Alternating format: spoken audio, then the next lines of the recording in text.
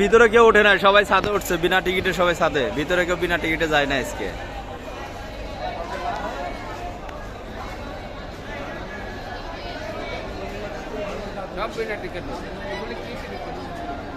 না এত লোক,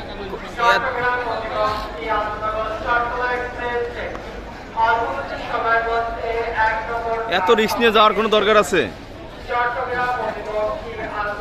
বাহ,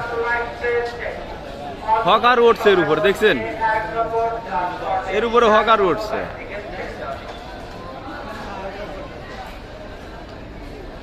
হকারও বাদাম বেচছে সাথে।